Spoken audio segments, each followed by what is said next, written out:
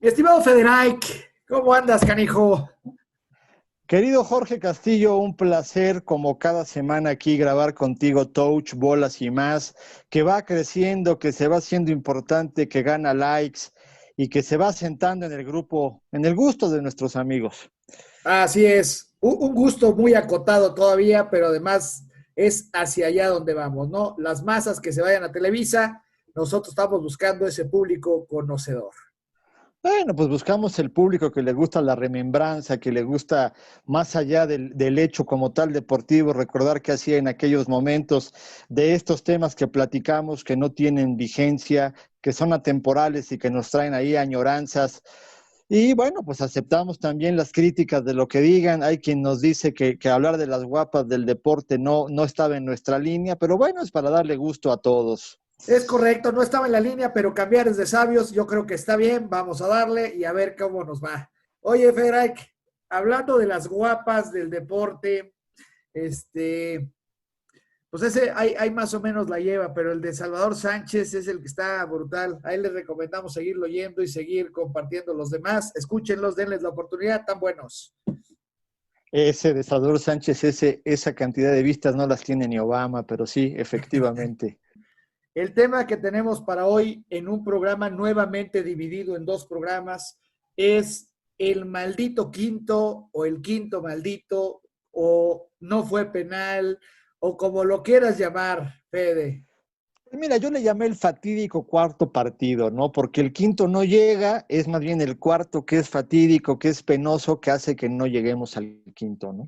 Así es, vamos a platicar desde 1994, que fue el parteaguas de la selección mexicana que venía de pasar un proceso de cachirules y del evento allá en Argentina de los ratones verdes, en fin, y que por fin empezaba a tenerse esperanza y pareciera que 1994 fue el mundial donde fuera de México, fuera de ser la sede, México, la selección mexicana, se toma en serio la justa y parece ser el parteaguas, ¿no? De la selección mexicana de cara a los mundiales. No sé qué piensas tú. Pues mira, el Mundial del 94 me parece que es un mundial muy importante por varios sentidos. El primero es que efectivamente venías de no participar en el 90 por el tema de los cachirules que destapó el buen Toño Moreno cuando trabajaba ahí con José Ramón Fernández en Imevisión antes de TV Azteca. Eh, Precisamente no calificas porque no te dejan jugar y en el 94 pues prácticamente juegas de local, ¿no? Porque juegas en Estados Unidos donde la población mexicana es muy importante y te toca un grupo complicado. Primero para acceder al mundial, ¿no? Porque México, para acceder a ese mundial, pues tiene una calificación pues bastante buena porque pasa su primera ronda por arriba de Honduras, de Costa Rica y de San Vicente, pero en la ronda de clasificación, si ustedes recuerdan, bueno, le tenemos que ganar a Canadá en Canadá, ahí con un gol del abuelo Cruz, para un 2-1, me parece que esto fue en Edmonton, a pase de Hugo Sánchez, y fue una Sí. calificación que No, fue fue en sufrida. Toronto, fue en Toronto En aquel Toronto. 9 de mayo de 1993. Ok. Pues imagínate, empezaba el verano, estaba por empezar el verano del 93, después venía esa Copa América en la que México hizo un muy buen papel, llegando al subcampeonato, perdiendo con Argentina, y se vería una selección muy interesante para el Mundial de 94, que, insisto, jugando casi de local, pues daba la esperanza de que se iba a hacer un muy buen papel pasando, pues quizá una o dos rondas por arriba de la ronda de grupos, ¿no? Y sin embargo, pues no fue así. Así es, decías muy bien, en aquel mundial le toca a México participar en aquel grupo E, el famoso grupo de la muerte de aquel 1994, compuesto por México, Irlanda, Italia, Noruega, y donde debutamos ahí contra la selección de Noruega. No sé si recuerdes aquel partido en el Memorial Stadium de Washington. Sí, sí, lo recuerdo, un partido muy cerrado, tosco, en donde México acaba perdiendo 1-0 con Noruega, allá en Washington, en una situación rara, ¿no? Porque Noruega pues no es un poderoso de los mundiales y los dos partidos que faltaban se veían muy complejos porque entre otras cosas en la primera ronda Irlanda le gana a Italia y Así entonces es. México tiene que ir contracorriente.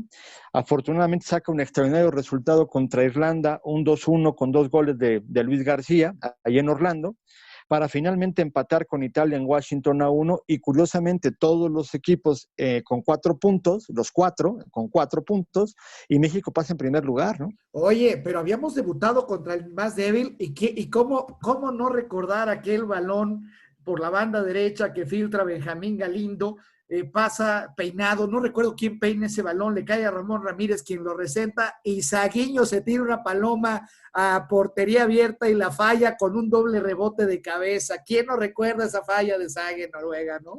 Sí, bueno, es que Sague realmente con la cabeza era tan malo como Turrubiates y no el de León, ¿eh? Pero la realidad es que, fíjate, repasando un poquito la lista de jugadores, mira, te la voy a decir.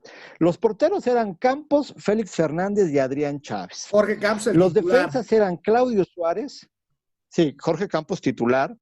Los defensas, eh, Claudio Suárez, Ramírez Perales, Nacho Ambriz, Ramón Ramírez, José Luis Salgado y el Potro Gutiérrez. Nacho Ambriz era el capitán de su Los, selección. Nacho Ambriz como capitán, tremendo pegador de larga distancia, ¿no? Los medios eran Marcelino Bernal, García Aspe, La Pájara Chávez, Joaquín del Olmo, Misael Espinosa, el Cadáver Valdés, que qué carajos hacía el Cadáver Ese Valdés fue un en esa capricho de Mejía selección. Barón. Ya iremos viendo las listas de los jugadores y todos los entrenadores tienen un capricho. En el caso de Miguel Mejía Barón fue el cadáver Valdés. No, yo creo que tiene más. Ahorita que lleguemos a los otros dos los veremos, ¿no? Porque luego está Benjamín Galindo, Jorge Rodríguez y como delanteros Carlos Hermosillo, Hugo Sánchez, Luis García, Sague y Luis Miguel Salvador, Dios Pues mío, yo por creo que también favor. Luis Miguel Fallador, como lo conocemos acá o lo apodamos cariñosamente en México, aquel delantero del Atlante que sí tenía mucha presencia de área y era muy del estilo, se me figura Chicharito Hernández, oportunista, pero que fallaba todas, man. No, no, yo recuerdo aquellos chistes de las narraciones que decían, y la tiene Luis Miguel, solo pisó el balón. Era Así malísimo, es. Miguel Salvador, por favor. O sea, porque fíjate, te voy a decir que a quién no llevó, que es importante. El goleador de la fase previa, que además es un jugador completamente olvidado, que tenía en su momento posibilidades de jugar en España, en el Rayo Vallecano, era Paco Uribe, que había sido el goleador de la fase previa. Y otro jugador que había llegado a la final con el Monterrey, que la pierden con el Atlante y que tampoco lo llevan es Luis Hernández.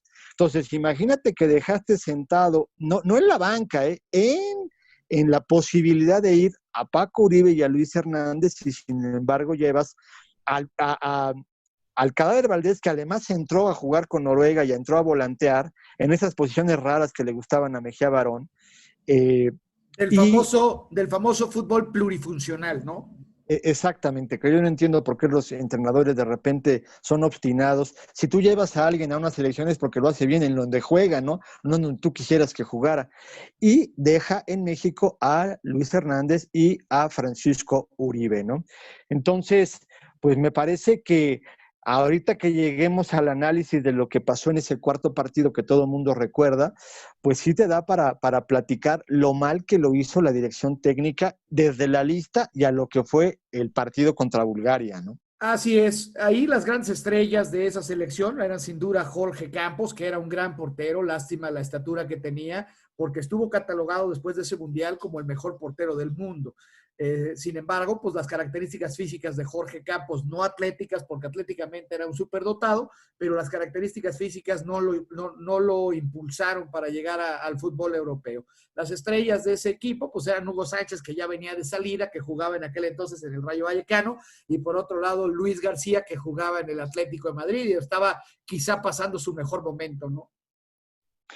Sí, por supuesto. Luis García tuvo un tremendo partido ahí contra Irlanda, ya lo dijimos. De hecho, Hugo Sánchez solamente juega el partido contra Noruega, lo hace bastante mal. Y después ya la rotación es distinta en la delantera con Hermosillo y con Luis García, pero principalmente jugando con Sague y con el mismo, ya dijimos, Luis García. El otro que tampoco fue, que fue el que metió el gol en Canadá, fue el Abuelo Cruz, ¿no? A final de Así cuentas. es, Francisco Javier, el abuelo Cruz. Pero a ver, dime, cuando hablamos de que México pase en primer lugar y le toca a Bulgaria, aquel equipo al que le habías ganado en el 86, en octavos de final, la sensación de que era un partido muy accesible, sobre todo porque lo ibas a jugar de local allí en Nueva York, ¿no? De local, me refiero por la cantidad de compatriotas que viven en esa zona, ¿no? Sí, sin duda, aunque hay que recordar que Bulgaria venía encabezada por un gran jugador que en aquel momento era la estrella del Barcelona, que era Hristo Stoichkov. Entonces, pues sí, lucía en el papel como un partido fácil porque todo lo que tenía la selección de Bulgaria era Hristo Stoichkov, ¿no? Y con aplicarle una buena marcación, pues parecía suficiente. Y además la defensa y mediocampo de contención que llevábamos para ese mundial parecía suficiente para contener a este cuate. Entonces, la esperanza de aquel quinto partido, pues estaba muy latente en aquel momento. Federico, tienes toda la razón. Aquel partido que se llevó a cabo el 2 de julio en Chicago. Y bueno, pues tristemente termina empatado 1-1 en tiempo reglamentario y después los tristísimos y siempre temidos penales para México, ¿no? Sí, pero te estás adelantando un poco y difiero contigo. Mira, Bulgaria venía en su primera ronda de perder 3-0 con Nigeria, le había ganado 4-0 a Grecia y le había ganado 2-0 a Argentina. Esa Argentina que a final de cuentas había convulsionado cuando sale el doping positivo de Maradona, ¿no? Eh, no estoy de acuerdo en que Bulgaria era un equipo que era Stoichkov, el portero Mijailov, que por cierto era pelón, como yo comprenderé y como a ti te gustará, era bastante bueno. Y tenía a Lechkov, que fue el que metió el penalti del triunfo, y tenía a Balakov, que eran jugadores de bastante buen nivel, pero el partido, estaban fundidos los búlgaros, eh, pero Luisito García tiene a bien, después de que Bulgaria se queda con 10 al 50, hace expulsar al 57, y bueno, Mejía Barón, en algo que todavía a la fecha nunca ha querido declarar, porque siempre se ha escondido decir qué es lo que pasó, pues no hace ningún cambio, deja a Sague solo ahí corriendo por la banda izquierda. Y viene esa leyenda urbana de cuando Hugo Sánchez se para a calentar y que Stoichkov dicen que declaró que si ellos se sintieron nerviosos porque iba a entrar Hugo Sánchez, lo cual honestamente yo no lo creo. Pues sí, parece ser una leyenda urbana, ¿no? Lo que sucedió en aquel partido. Yo creo que el gran problema de aquel juego fue que no supimos capitalizar lo que estaba fundido. Tienes razón, el equipo búlgaro tenía un par de estrellas más, pero ya eran muy veteranos. Entonces, el equipo, eso se reflejó en la cancha, toda vez que todo el segundo tiempo el equipo búlgaro estuvo fundido. O sea, ahí tuvimos que haber aprovechado forzosamente esa ventaja física, ¿no? Que teníamos en aquel momento y vamos, Mejía Barón decidió no meter a Hugo Sánchez, que eso puede ser leyenda urbana. O sea, no metió a Carlos Hermosillo, no metió a Luis Miguel Salvador. Entonces, ese problema se vio reflejado cuando llegaron los penales, ¿no? Yo creo que el problema táctico fue no leer el partido hacia el futuro y no echar toda la carne al asador cuando el otro equipo se estaba desmayando, ¿no? Mira, yo le pregunté muchos años después, muchos años después, tuve la oportunidad en una conversación de una plática que fue a dar Ariel González, que era el preparador físico de la selección. Y yo le pregunté directamente, por ahí del año 97, creo yo, 96, es decir, hace muchos años, varios años después de este evento, ¿qué había pasado cuando Hugo Sánchez no quiso entrar? ¿O qué era lo que había pasado? Y a mí el González lo que me contestó fue que Mejía Barón quería que Hugo Sánchez entrara a volantear, entrar a jugar, digamos, como una especie de 9 y medio o de 10 atrasado, y que Hugo Sánchez le contestó, Miguel, este partido no es para mí. Más allá de que sea cierto o falso lo que a mí me dijo Ariel González, lo que no puedo entender es que tú teniendo a la Pájara Chávez, que era un cuate de muy buenas condiciones de recuperación de pelota, alto, que te iba a dar bien para los tiros de esquina en defensa y en ataque, teniendo a Joaquín del Olmo o a Misael Espelonza, que te daba muchísimo más para atacar, tú pensaras en meter a Hugo Sánchez. ¿Ese era el cambio que se te ocurría para ganar ese partido cuando el otro equipo estaba fundido? ¿De veras ese era el cambio que pensabas con el que ibas a ganar? Error táctico, y ya pasaremos al siguiente mundial y nos iremos dando cuenta que son, yo creo que dos los factores primordiales que hacen que la selección no haya pasado al quinto partido. Por un lado, los terribles errores tácticos de ego, yo desde mi punto de vista, o de falta de talento de los entrenadores mexicanos. Y punto número dos, la mentalidad de los jugadores, que aún cuando el entrenador no haga un cambio, cuando estás viendo que el equipo contrario está fundido, esa mentalidad de tiburón, ese instinto de tiburón, de oler sangre y dejarte ir a matar como lo hacen los alemanes, los italianos, los holandeses, eso es algo que los mexicanos no tenemos, el instinto asesino. Eso nos falta y por supuesto pues el talento táctico de nuestros entrenadores, ¿verdad? Sí, bueno, mira, repasando, Bulgaria se va arriba al minuto 6 con un gol de Stoichkov, un muy buen tiro. Empata México al 18 con gol de Aspe, de García Aspe. Y sigue la polémica, ¿no? Porque un gran atajador de Pelames era el negro Chávez, no lo mete para tratar de tener alguna ventaja. Digo, a lo mejor estaba frío, a lo mejor eso estaba un poco más complicado. Es otra cosa que se le ha criticado a Mejía Barón. Y luego cuando vienen los penales, bueno, pues resulta que Aspe falla cuando había anotado gol de penal, Marcelino Bernal falla, Jorge Rodríguez falla cuando nunca había fallado un penalti en su carrera, el único que anota es Claudio Suárez, y el quinto penal que ya no se tira lo iba a tirar el maestro Galindo, ¿no?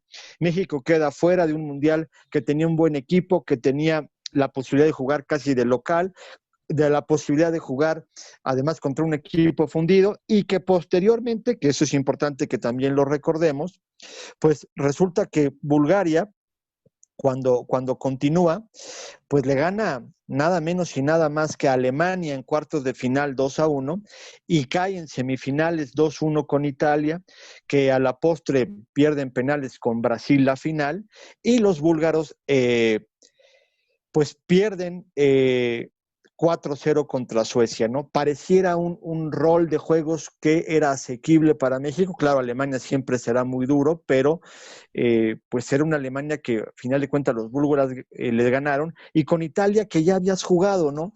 Caramba, da mucha tristeza acordarse de esto, ¿no? Pues sí, meramente especulación, todo esto que hubiera pasado si México le gana a Bulgaria, porque al final del día, bueno, pues nos quedamos estacionados en la ronda de octavos de final. Y bueno, pues tristemente aquel mundial que parecíamos locales, efectivamente, pues no se pudo aprovechar. Así es. Ahora, cuando vamos al 98, precisamente momento en el que Ricky Martin canta la melodía que escuchamos en un principio, es el primer mundial con 32 equipos.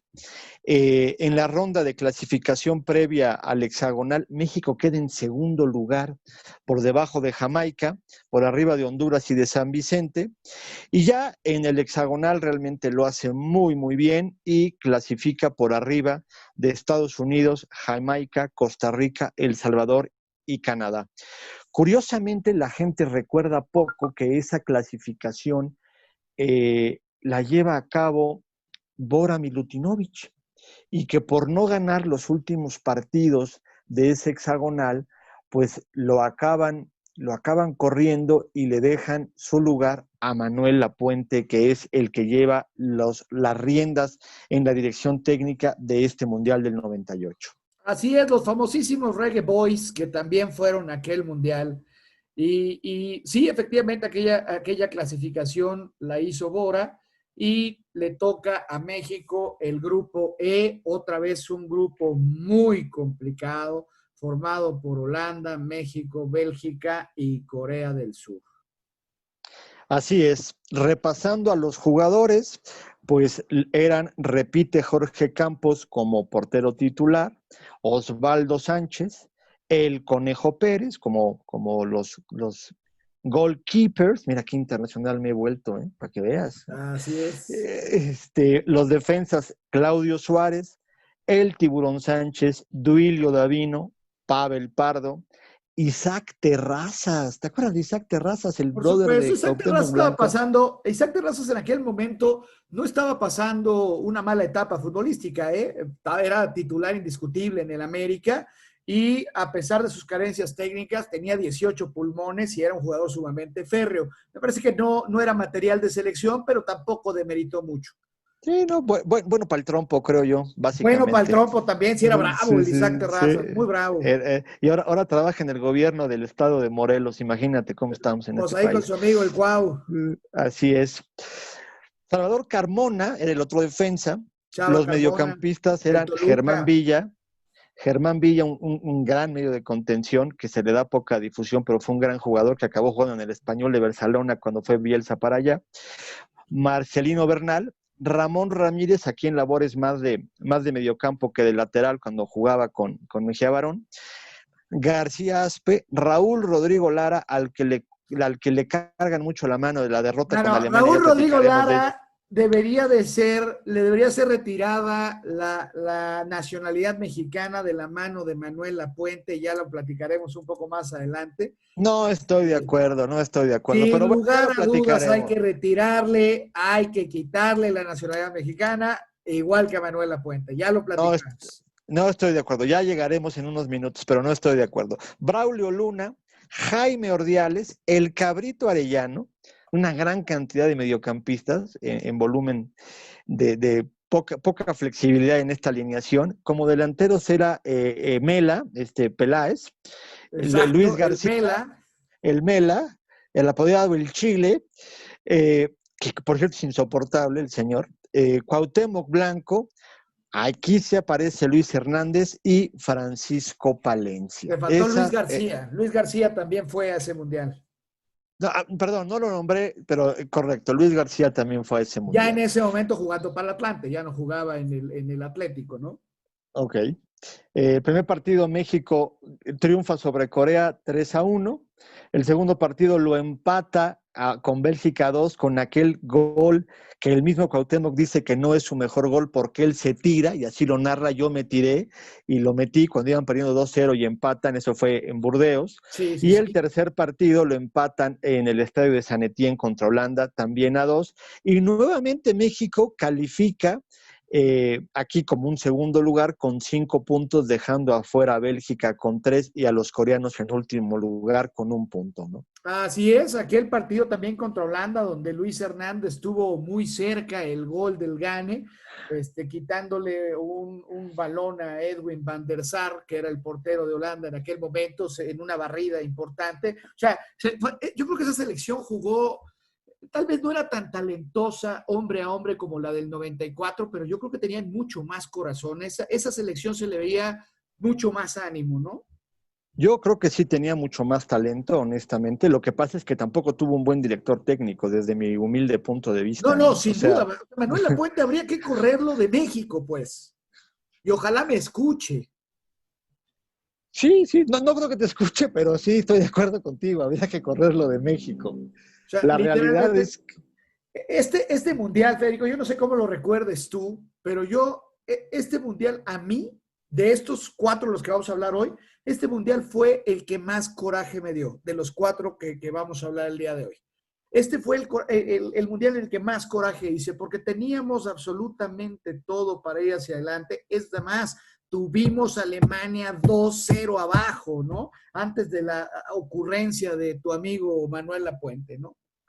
No, bueno, 1-0, porque fue 2-1 el marcador final, pero tuvo el 2-0 cuando Luis Hernández no la Perdón, mete y solito. tiene el 2-0, luego es 1-1 y luego 2-1.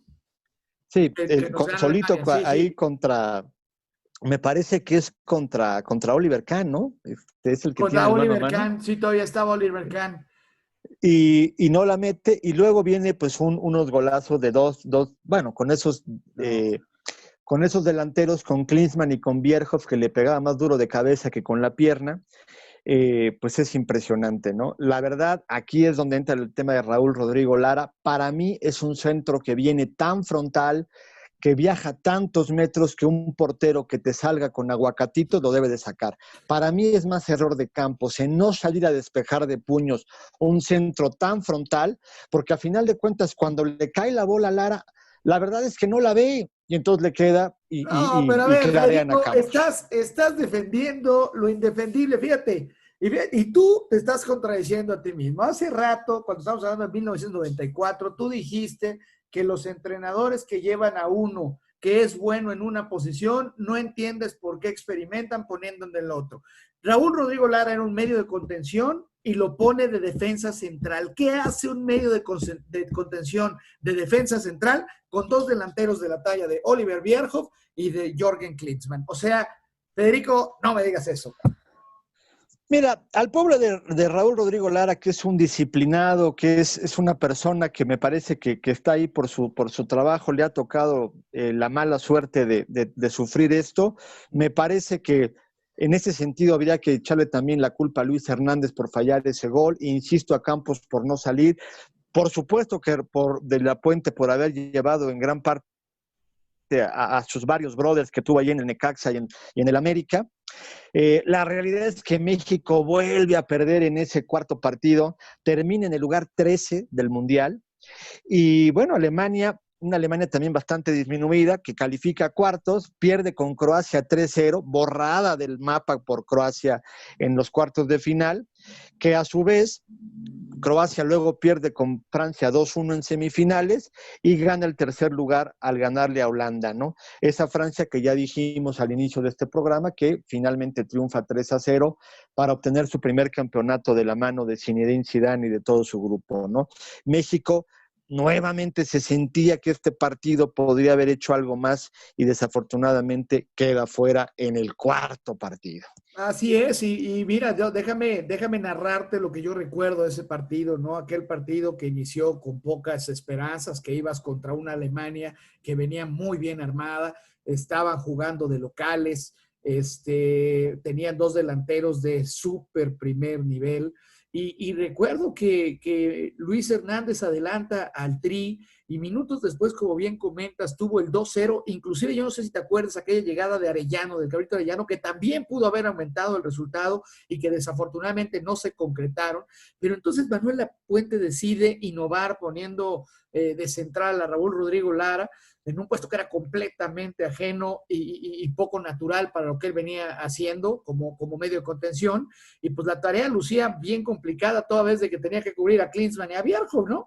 El resultado es que Alemania le da la vuelta al marcador en 10 minutos, primero con el cabezazo, donde claramente se veía que Raúl Rodrigo Lara ya había perdido confianza porque no era su posición, porque no estaba cómodo, porque no eran sus habilidades naturales, y Lapuente, en lugar de decir, bueno, ok, ya la regué, ahora voy a volverlo a poner en su posición, no, lo deja ahí y el segundo gol le pasa por en medio de las piernas a Raúl Rodrigo Lara en un abanico que hizo, o sea, le tira la abanica en medio del área chica y llega Jürgen Klinsmann y nos vacuna. O sea, ahí, perdón Fede, pero sí fue, o sea, no, olvídate lo que falló México, fue Lapuente con ese caprichito de innovación con Raúl Rodrigo Lara en la central. Eso es lo que yo recuerdo de ese partido.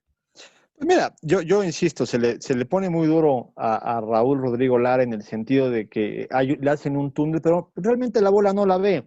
Pero en lo que tienes toda la razón es que si tú tenías a Joel Sánchez como un defensa central natural, pues ¿por qué no lo usaste, no? A final Tenías de al mismo cuentas, Claudio ¿no? Suárez, que fue el que pusiste de medio de contención. O sea, bajas a Claudio de su posición natural, que es defensa. No hagas cambios, no metas a nadie de fuera de cancha para no perder ritmo. Simplemente baja a Claudio a su posición natural y sube a Raúl Rodrigo Lara. Era todo lo que tenías que hacer. Todavía me da coraje cuando lo platico. Está bien, no te pongas. Ah, no, así eres, ¿verdad? Así eres, espérame, perdón. Está bien. Me puse Bueno, negro del coraje, güey. del coraje. Así es. Bueno, si nos vamos ahora al 2002, en este mundial que fue un mundial bien interesante porque fue el primer mundial que se realiza entre dos países, la República de Corea del Sur y de Japón. Así es. Y La clasificación sí fue un pedo, verdaderamente complicada, ¿no? Porque resulta que en la ronda preliminar quedas en segundo lugar por abajo de Trinidad y Tobago, imagínate, por arriba Sí, de sí, Canadá sí. y de Panamá. Y Sí, ya sí. en el hexagonal, acordándose que este equipo lo traía el Ojitos Mesa, pobre Ojitos, qué bonito jugaban sus equipos, ¿no? Qué bonito jugaba el Toluca, que es lo que lo lleva a la selección. Él confía en varios jugadores, ¿no? Recuerdo, entre otros, a Víctor Ruiz, ¿no? Que había jugado, que se lo llevó del Cruz Azul al Toluca, que lo Así lleva a la es. selección para darle confianza, y la verdad es que le hacen unos muy malos partidos.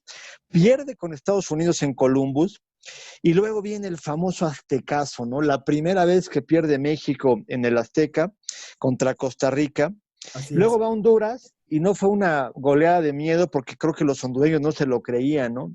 Pierde México ahí 3-1. Esto provoca la salida de Mesa y llega este señor Javier Aguirre, que para mí es nefasto también, pero a final de cuentas hizo un buen trabajo.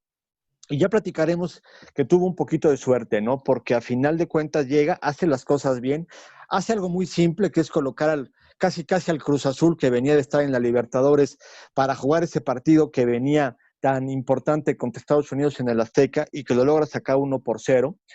Y que bueno, luego tiene ahí una combinación de resultados en donde, entre otras cosas, Trinidad y Tobago le gana a Honduras en Honduras y con eso le ayuda a México para calificar. Y bueno, México de hambre acaba calificando a este mundial allá en Asia, en los países que ya mencionamos, Corea del Sur y Japón. Pero en realidad la base de esa selección era el equipo de Pachuca. De Cruz Azul, recuérdate que nada más fue Melvin Brown y Oscar el Conejo Pérez. Bueno, es que ese es parte del problema, precisamente. Mira, si repasamos, Sí, los a ver, vamos a porteros, repasar los jugadores. Platícame los así es. jugadores. Mira, estaba el Conejo Pérez, Oswaldo Sánchez. El Osvaldito Sánchez, que en aquel momento estaba en Guadalajara. Sí, sí, sí, y que de hecho, para el que no lo sepa, precisamente el famoso grito que no es homofóbico, el desmadre que se echa en el estadio de gritar puto, es porque la afición del Atlas le grita puto a Osvaldo Sánchez cuando se pasa del Atlas al Guadalajara y ese es Así el es, origen de ese así, grito, ¿no? esa es la historia. Correctamente. Y lleva a Jorge Campos para hacer grupo, ¿no? Como defensas estaban Francisco Gabriel de Anda, imagínate Gabriel de Anda en un mundial. Paco de No Anda debería, fue un berrinche, también es uno de los berrinches de Javier Aguirre, que llevó a Paco de Anda, que bueno, pues era un defensa razonablemente bueno para el fútbol no, mexicano, y hasta ahí, pero para llevarlo al mundial no había material, ¿eh? no había ni para que te cargue las toallas, pero bueno. Rafa Márquez, Manuel Vidrio, que no nada más lo llevó al mundial, sino luego lo lleva a los Osasuna y que Así también es un es, fracaso en el Osasuna. Chava Carmona, Melvin Brown, Alberto Rodríguez. Los medios son el Chiquis García, para que no digan que lo llevó nada más su suegro, también lo llevó Javier Aguirre al mundial anterior, para que el que nada más critica a la Volpe se recuerde que también fue al no, mundial pero a ver, anterior. déjame decirte que el nivel del Chiqui García entre un mundial y otro decayó. Yo creo que el Chiquis García sí merecía haber ido a este mundial, por lo tanto Javier lo lleva, nada más que al otro lo llevó su suegro, ¿eh? O sea, ya platicamos ahorita del siguiente mundial, pero la realidad es que en el siguiente mundial no tendría por qué haber estado el Chiquis García. Bueno, eso ya, Para ahorita empezar, llegaremos. para empezar en este mundial tenía 27 años, ¿eh? Aquí cuando lo lleva Javier Aguirre tenía 27 años. Sí, y que lo llevó a ocupar un lugar porque no jugó, ¿no? Torrado, Ramón Morales, García Aspe, que fue claramente a retirarse un mundial, no tenía el nivel para jugar un mundial, lo llevaron a retirarse al mundial. Creo que ya jugaba en el Puebla en ese momento García Aspe. Así es, jugaba en el Puebla, Beto Aspe en ese momento. Ya tenía 35 años en ese Sí, mundial. no, bueno, ridículo. Braulio Luna, Sigifredo Mercado, Germán Villa, Johan Rodríguez, Gabriel Caballero. Y como delanteros estaban Jared Borghetti, Cuauhtémoc Blanco, Luis Hernández, Jesús Arellano y Francisco Palencia, que estaba en su mejor momento después de Sí, la Libertadores que tuvo jugaba en y el que no español en le, ese momento. y no le dio ni un minuto en el Mundial. Fíjate. Y Sí, sí. recordemos a quién dejó fuera, porque ya hablamos de los defensas de Manuel Vidrio y de Gabriel de Anda. y Sí. dejó fuera a Sergio Almaguer y a Norberto Ángeles, que habían tenido extraordinaria actuación con el Cruz Azul, jugando en la Libertadores contra River, contra Rosario Central, contra Boca. A Sergio Almaguer lo llevan al Galatasaray y este hijo de su madre, de Javier Aguirre, prefiere llevar a De Anda y a Manuel Vidrio y no llevar a Almaguer. Completamente de acuerdo contigo. Hubo varios berrinches ahí, de Javier Aguirre, pues muchos seguramente amarrados a patrocinios o algunas otras conveniencias personales de manejadores, como suele suceder en el fútbol mexicano. Pero bueno, pues digamos que la base de ese equipo estaba en la media cancha con Gerardo Torrado, que en ese momento pasaba su mejor momento y jugaba en el Sevilla, de un Cuauhtémoc Blanco que jugaba en el Valladolid, y de Paco Palencia, que por cierto no vio minutos, que jugaba en el Español, ¿no? Sí, el resultado es una primera ronda muy buena. La realidad, México le gana 1-0 a Croacia. Y Rafa Márquez, que se me olvida, pero iba iniciando a sus 23 años en el Mónaco, era toda una estrella en ese momento y era el capitán de la selección mexicana. Sí, de hecho, es en el 2003 cuando pasa al Barcelona, ¿no? Entonces este mundial lo juega como estrella del Mónaco, que además había sido campeón de liga, ¿no? Así es. Pero México le gana a Croacia, te platicaba, luego le gana a Ecuador y luego empata con Italia con ese gol que yo creo que lo iba a meter. ¿Cómo se llamaba esta chava que le daba las vueltas la cabeza en el exorcista? Como Linda Blair, ¿no? Como Linda Blair, o sea, ese gol de Borghetti no te sale ni en el Xbox, No o te sea, sale, no te sale ni en el Nintendo, cabrón.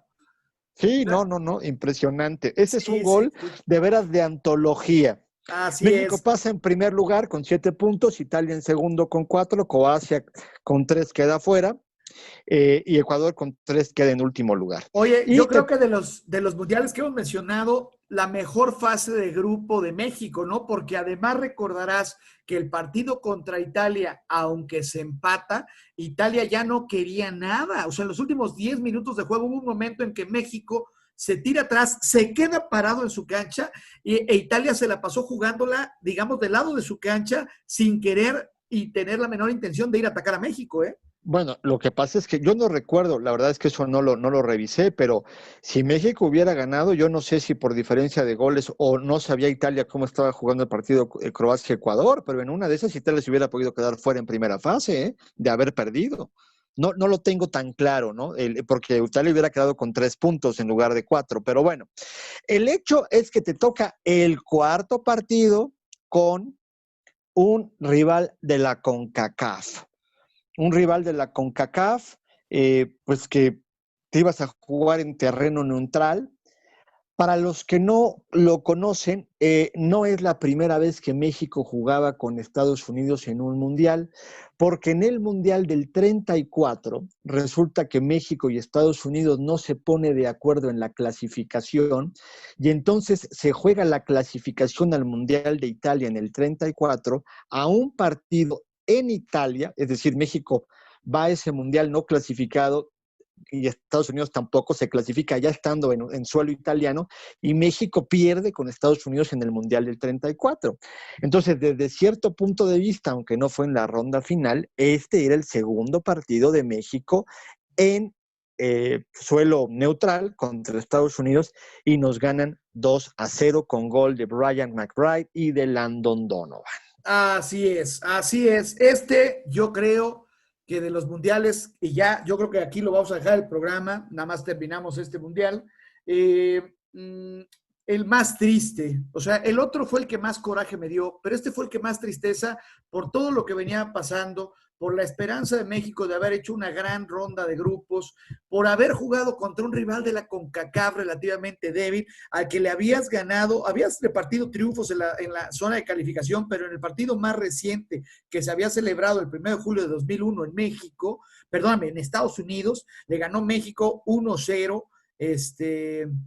y bueno, pues te daba la esperanza, ¿no? De que México podía pasar ahora sí al quinto partido teniendo una selección embalada, una selección que había presionado a Italia, que la había hecho ver mal, que había hecho una gran fase de grupo, que venía bien armada, al menos en lo que se veía como grupo. y bueno, con un rival teóricamente a modo. ¿Y qué crees? Nuevamente el maldito cuarto partido.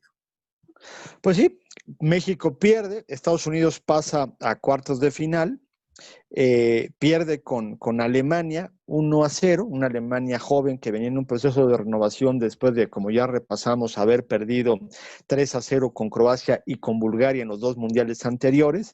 Alemania gana 1-0, luego le gana a Corea en semifinales y finalmente pierde una final 2-0 con Brasil en aquel partido que fue la primera vez que se enfrentaban estos dos colosos del fútbol en un mundial.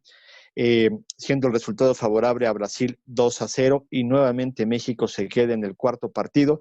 Como hizo 7 puntos en la primera ronda, pues quedó en el lugar 11 del Mundial, en una buena actuación, como tú dices y lo dices muy bien en primera fase, pero que nos da un coraje enorme y que recordamos esa frustración de Rafa Márquez cuando casi desnuca a Kobe Jones ahí por el minuto 87 y se hace expulsar.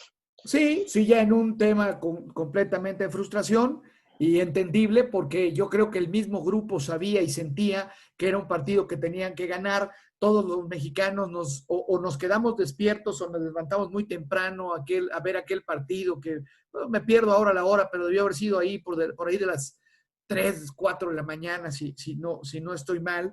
Y bueno, todo el mundo tenía la gran esperanza, incluido claramente ellos, y eso se vio reflejado en la frustración de Rafa Márquez, que además era el capitán, ¿no? Así es. Pues así fueron estos 3 mundiales. La próxima semana repasaremos los siguientes 4 que pues hay veces que son más difíciles porque como se repiten menos en la historia, los tienes más frescos porque son más pronto, pero los has repasado menos veces en tu espacio de vida, ¿no? Y bueno, pues es frustrante, se enoja y nos damos cuenta que México pues no ha dado ese salto de calidad, ¿no? Así es, mi Fede. Tristemente, el cuarto partido que no hemos podido superar fuera de México, ¿no? Fuera de cuando fuimos sede en 2 ocasiones.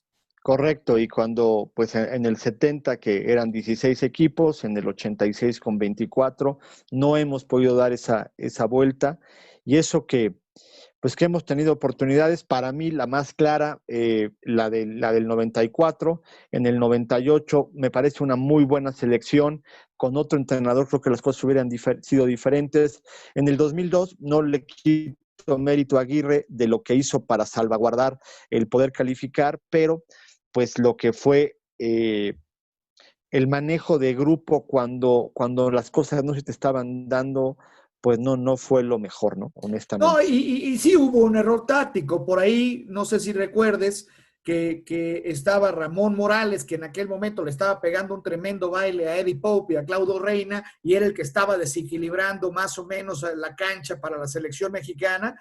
Lo saca y mete a Luis Hernández, ¿no? Que ya no pasaba sus mejores años. O sea, pierde llegada y amontona gente adelante. No, claramente hubo errores tácticos también de parte de Javier Aguirre. Sí, lo saca ya al minuto 27 en un cambio que nadie entendió, porque al final de cuentas no fue una lesión, que le estaba dando mucho llegada y Luis Hernández no estaba en su mejor momento. Y repito, no le da un solo minuto a Francisco Palencia, Pero ¿no? mete a García Aspe. O sea, mete a Aspe y deja a Palencia en la banca. Absurdo, ¿no? Completamente. En fin. Pues Jorge, hoy repasamos, ojalá nos recuerden. Va más bien recuerden estas remembranzas y estaremos puestos para la siguiente semana a platicar de los siguientes 4 mundos. Así será, mi querido Fede. Me dio mucho gusto saludarte y nos estamos viendo la próxima semana. Muy bien, pásala bien. Bye. Cuídense. Abrazo.